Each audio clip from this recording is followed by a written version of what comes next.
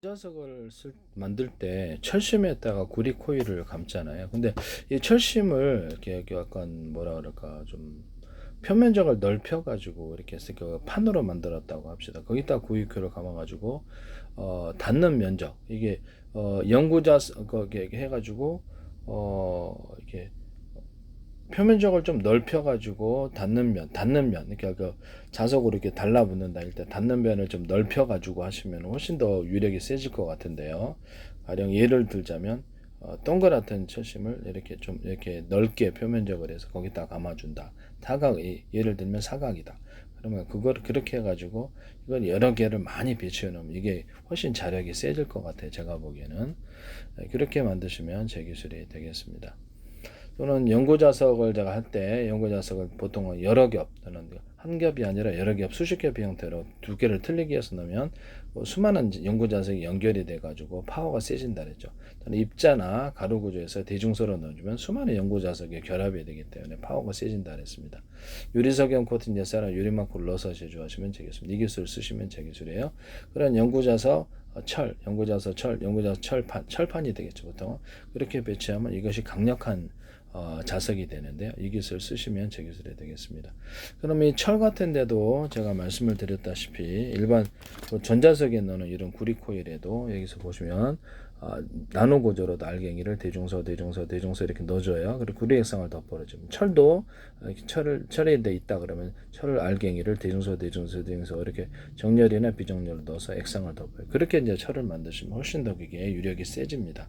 구리 코일도 전자석에 넣는 구리 코일도 이렇게 이걸 쓰시면 더 세져요. 그리고 서로 굵기가 틀린 구리선들을 감안하면 훨씬 세거나 전자석 유력이 세지죠. 이 기술을 쓰시면 제 기술이 되겠어요. 그래서 여기 보면 이런 그 구리 코일에 약간 일정 부분 두툼 부분 만들어서 이게 배터리가 된다 그랬죠. 모터에도 이거를 감아 놓는다고 전자석에도 이거를 감을 수 있어요. 그럼 훨씬 더 강력한 전자석이 됩니다.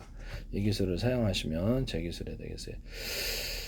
이런 철심을 한 개가 아니라 여러 개로 놔준다든지 철심이 한 개가 아니라 여러 개로 놔준다든지 철판 구조로 해서 표면적을 좀 넓혀가지고 이렇게 여러 개로 놔주면 이쪽을 이렇게 달라붙는 쪽을 면을 갖다가 좀 넓혀준다는 거죠.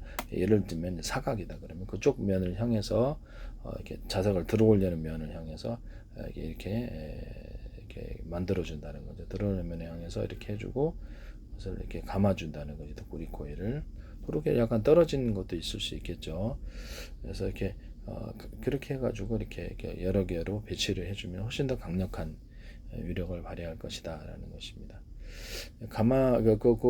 철심에다 감아주든지 아니면 약간 떨어져 갖고 구리 코일을 배치하고 그러니까 철판 구리 이렇게 하셔도 된다는 거죠. 저는 제가 전자석을 만들 때 모터에도 이 기술을 얘기했는데 이것이 전기 축적 구조가 된다고 작은 금속 조각을 모터에다가 놔두면 거기에 굉장히 회전력이 거기 이제 배터리가 되어서 축적되고 회전력이 엄청 좋아진다 그랬죠. 모터에도 서로 굵기가 틀린 구리선들을 감안한다고 스피커 같은 경우에도 소리를 정폭하기 위해서 서로 굵기가 된 구리선을 감안하거나 아까 이렇게 코일에 두꺼운 부분을 금속을 추가해서 카페시터가 되어 소리가 증폭된다고 했죠. 이 기술 쓰시면 제 기술이에요. 이런 그런 거 만드시면 제 기술이 되겠습니다. 또는 거기다가 제가 그 연구 자석을 미니로 이렇게 단가 문제가 있으니까 연구 자석을 미니로 한번 연구 자석을 추가로 결합한 물론 전자석에는 연구 자석이 안 들어가는데 연구 자석을 한번 결합시켜 봐라. 그러면 이게 또 재미있는 현상이 일어날 수도 있다. 파워가 세진다는 거죠. 이 기술을 쓰시면 연구 자석 때문에 그러는 거예요.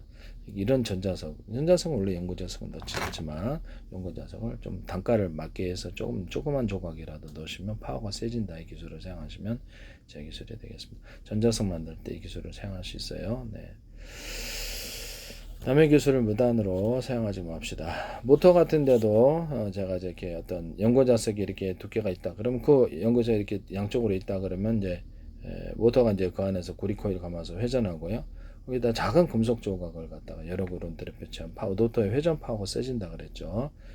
배터리가 돼가지고 또는 거기다 위에다가 연고 자석이 이렇게 한 겹 있고 그 위에다가 약간 떨어져서 연고 자석을 추가로 배치해 놓으면 굉장히 회전력이 엄청나게 좋아집니다. 이것도 응고자석으로 인해서 이게 에너지가 부여가 되는 거죠. 운동 에너지가 하시면 되겠습니다. 또는 연고자석을 이쪽에는 동일한 두께고 이쪽은 두껍게 만들어주면 두께가 틀리죠. 이쪽으로 한쪽으로 회전하는 방향이 틀려진데 반대로 이걸 두껍게 하고 이쪽을 얇게 하면 회전하는 방향이 틀려집니다.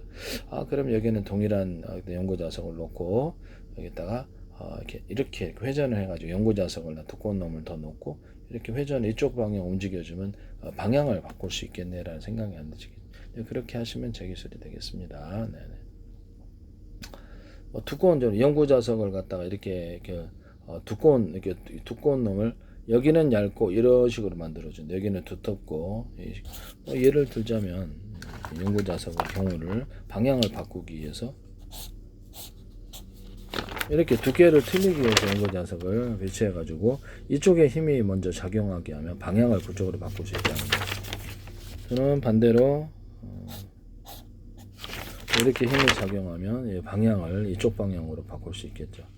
여기가 이제 이게 두꺼운 놈이 돼가지고 제가 다이오드에서도 얘기를 했었는데 다이오드에서 여기는 평판 여기는 두꺼운 놈을 배치해 놓으면 금속을 이쪽으로 전기열 냉기가 흐른다. 이쪽도 이렇게 그렇게 된다 그렇게 했죠.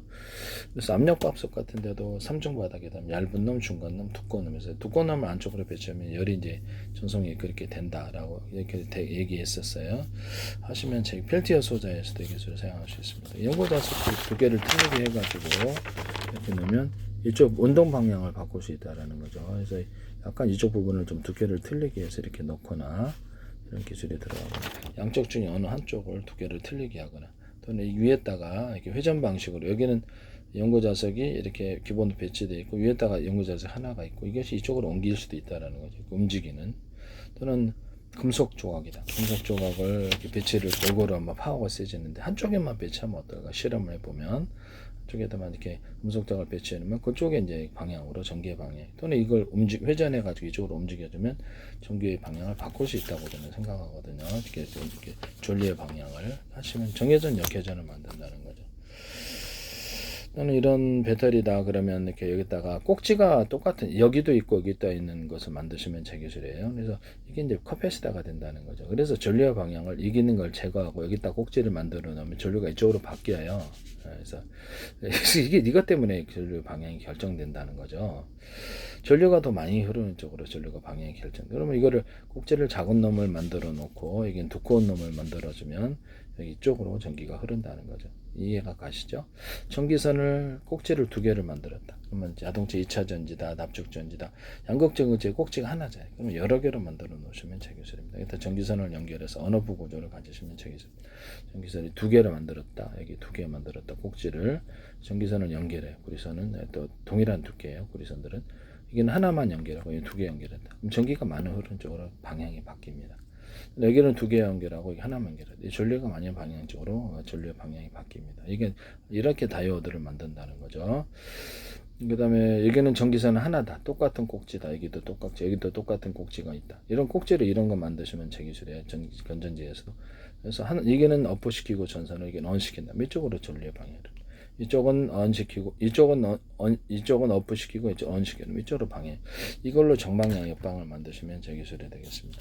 자동차 2차 전지에서 새롭고 어떤 전기의 전도도가 틀린 금속이 배치되어서 스파크 화재의 원인이 된다 그랬죠. 그것을 같은 금속으로 대중소 크기를 틀리게 해서 하거나 PM 반도체에서 또 역시 이것이 스파크 화재까지 아니더라도 발열이 일어나는 원인이 된다고 같은 금속으로 대중소 하시면 되겠습니다. 디램이 끊임없이 리프레시 해야 되는 이런 것이 회로 훼손이 얇거나 이런 식으로 이렇게 피복이 없어서 그래요. 피복이 나노 구조로 얇다 보니까 그 피복을 입혀주는 거예요. 저는 이렇게 이거 열선을 묶어도 열이 전염이 되지 않는데요. 그래서 그러면 이런 반도체에다가 유리석용 코팅 예산을 유리목 코팅 의류 방수제 기타 다른 저렴 구조를 갖춰주면 전기가 간에 가둬지겠네라고 생각이 드시죠. 그렇게 하시면 전기를 끊임없이 공급해야 되는 이런 기술 구조가 없어지게 됩니다. 하시면 제 기술이 되겠어요. 근데 거기다 금속을 약간 더 두껍게 해가지고 전기를 쉽게 사라지지 않는 기술로도 쓸 수 있다. 뭐 트랜지스타, 카페시터 금속을 약간 두텁게 하거나 절연 구조를 줘갖고 전기를 그 안에 가두는 방식을 사용하시는 제 기술입니다. 예를 들자면 유리석용 코팅제처럼 유리막 코팅제를 피복을 좀 여러 겹 주거나 의류방수제를 주어서 피복을 형성해 주는 거죠. 예, 삼성이라든지 SK라든지 이 기술을 쓰시면 되겠. 이 기술 없으면 삼성도 날라가요. 네. SK, TSMC, 엔비디아 이런 데도 그 도시바 이런 데서도 이렇게 디램 만드는 데서는 이 기술 없으면 이제 이 기술이 있는 것과 없는 것 끊임없이 전기를 공급해야 되고 속도도 늦잖아요. 발열도 많고 전기도 많이 들고 그것과 그냥 전기를 하나만 저장이 되는 구조 어느 게 이기겠습니까? 그래서 삼성이라든지 SK도 날아가게 되는 거죠. 그래서 함부로 무단으로 쓰지 마세요. 그래서 여기다가 이렇게 절연 구조를 갖췄다. 이 코일이 그다음에 여기다가도 약간 두텁게 하면 이게 카페시터가 된다 그랬죠. 그래서 현재 있는 카페시터나 트랜지스터 금속을 두텁게 해서 이것을 전기를 가두는 현상을 쓰시면 제 기술이 되겠습니다. 일단 피복을 입혀주면 제 기술입니다. 한쪽에만 전류를 흘려주면은 이렇게 한쪽에 전류를 하면 전기 연결되고 끊으면 저장 구조가 됩니다. 이렇게 해서 디램의 약점을 극복할 수 있다. 여기다가 가로 세로 높이로 잡혀서 수조개, 수십 조개, 수백 조개를 해서 그것을 전기를 그렇죠. 그거를 전기 저장 장치로 만들어 놓는다는 거죠. 그래서 크기를 틀리게 해서 들어갈 수도 있어요. 이거를 뭐 대중소로 들어갈 수도 있다는 거죠. 이런 금속 작은 조각들을 전기가 있느냐 없느냐에 따라서 진법수를 따라서 하기 때문에 그거 갖고 이제 한다는 거죠. 이 셀과 이 셀을 결합하면 진법수에 무엇이고 이 셀과 이 셀을 결합하면 숫자 방식이 무엇이고 이 셀과 이 셀을 결합하면 문자 방식이 무엇이고 이 셀과 이 셀을 결합하면 우리가 갖고 있는 문서 파일 또 동영상 파일 이렇게 사진 파일의 몇 번째다 이렇게 할 수도 있어요. 현재 컴퓨터에서 현재 있는 진법수를 국제적인 표들로 정했다 할지라도 이렇게 모드를 바꿔가지고 5가지, 10가지, 100가지도 만들어낼 수 있는데요. 이 기술을 마이크로소프트, 구글, 유튜브나 어떤 데서도 사용하셔서는 안 되겠다. 애플이나 삼성이나 이것도 제 기술이다라는 것을 말씀드립니다. 그래서 모두를 이렇게 바꿔줍니다. 그래서 저장 구조로 가져가게 되면 금속을 두텁게 할 뿐만 아니라 피복을 입혀주면 저장이 된다 그랬죠. 그래서 작은 조각으로 8개, 4개도 만들어서 전기가 있느냐 없느냐에 따라 보다 경우의 수를 늘릴 수 있어요. 크기를 틀리게 들어갈 수도 있고 이 기술은 제 기술입니다. 트랜지스터나 카페시터 구조를 대중소로 들어가서 최대한 많이 집적하시면 제 기술입니다. 디스플레이 장치에서나 이런 데서도 화소수를 대중소 들어가거나 레이더 소자에서도 이렇게 최대한 집중하기 위해서 대중소라는 개념을 씁니다. 통신 반도체에서도 통신칩도 하드디스크, 그러니까 하드웨어적으로 대중소로 들어가고요. 사이즈를 틀리게 들어가게 하시면 되겠습니다. D램도 그렇고 모든 반도체에 사이즈 틀리긴 반도체를 배치하시면 되겠습니다. GPU도 네, 소프트웨어적으로 분할해서 안에 20개짜리를 정보양을 따라서 대중소로 분리해서 소프트웨어적인 분할로 안에 20개 있는 효과를 가지시면 되겠습니다. 또는 뭐 SSD다, HD도 이렇게 대중소로 구별하고 플로팅 게이트도 대중소로 구별합니다. 트랜지스터, 카페시터 이 기술을 사용하시면 제 기술이에요. 네네. 최대한 집중한다는 거죠. 통신칩도 대중소로 들어갈 수 있다. 반도체 같은데 이렇게 굵기를 틀리게 여기다 전기 저장 구조를 가지고 카페시터가 되고 원오프 구조를 가지면 트랜지스터 이게 금속을 대중소로 이렇게 큰 쪽으로 전기가 14기가 흐르고 얇은 놈에서 두꺼운 놈으로 얇은 놈, 중간 놈, 두꺼운 놈 쪽으로 전기가 14기가 흐릅니다. 이렇게 이거를 금속 다이오드를 만들거나 언오프 구조를 가진 트랜지스터 자체 전기를 축적할 수 있으므로 카페시터 작은 놈은 연달아 배치 한쪽으로 유도하거나 이런 것들을 찍어서 이게 카페시터가 된다는 거죠. 금속 콘덴서터, 금속 카페시터의 기술 구조를 쓰시면 제 기술입니다. 이런 구리판에다가도 저런 구조를 수십 개 전기를 저장 구조로 갖거나 모터의 종류자를 제가 70m 구리코일을 감아가지고 거기서 쇼트가 난다 그랬죠. 그래서 거기다가 물론 그렇게 해도 되는데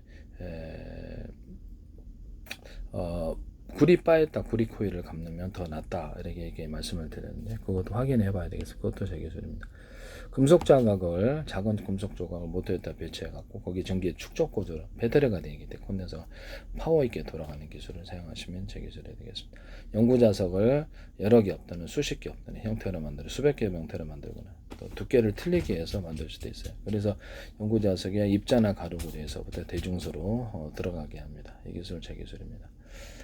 또는 구리 코일을 대중소로 감아서 주파수 방식으로 전기를 공급하거나 구리 코일을 이렇게 대남 매듭 구조 만들 구조로 두톤 부분을 넣어줘서 파워를 업시켜서 이렇게 돌립니다. 여기 모터의 직전선에 서로 전기선 안에 피복 없이 전기선을 구리선을 대중소로 두께를 틀게 놓으면 주파수 방식으로 공급된다. 이건 전기선과 통신선, 광선밀선도 이렇게 만들 수 있다 하시면 되겠죠. 전기선, 통신선, 광선밀선도 이렇게 점을 찍어서 이렇게 중폭화해서 가게 할 수 있습니다. 구리 금속이죠. 또는 광선밀선은 광선묘를 두껍게 만들어서 광을 중폭해서 갈 수 있는 기술이 됩니다. 전기선, 통신선, 광선밀선으로 쓸 수 있다. 쓰시면 제 기술이 되겠어요. 전기선, 통신선, 광선밀선 이런 데다가 유리석용 코팅 예사나 유리막을 넣어서 여러 개 코팅 구조를 줄 수 있다.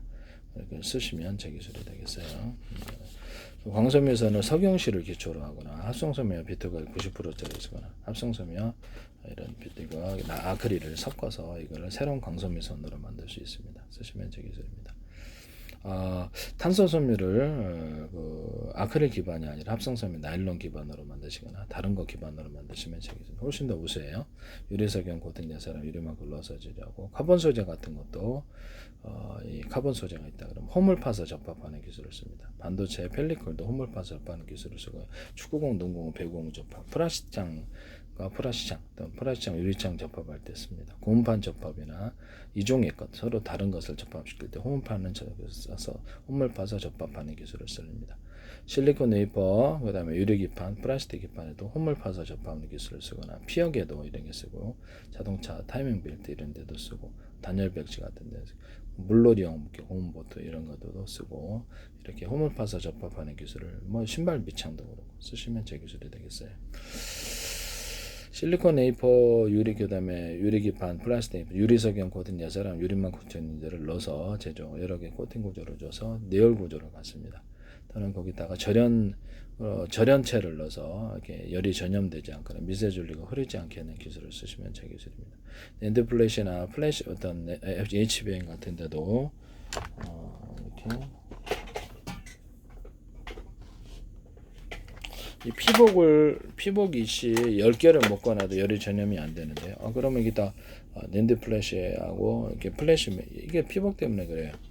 그리고 열이 전달이 안 되게끔 하는 낸드 플래시나 이런 플래시 메모리에다가 낸드 플래시에다가 이렇게 HBM에다가 이렇게 3D 입체 그걸 여기다 바닥이나 또는 전체 절연체를 갖다 해놓으면 그 절연체가 유리석용 코팅 예사나 유리막 코팅 여러 개 코팅 구조를 가지거나 의류 방수제일 수도 있고 또는 건축용 실리콘일 수도 있고 곰팡이 방지 처리해서 이렇게 하시면 정해수력이 되겠습니다.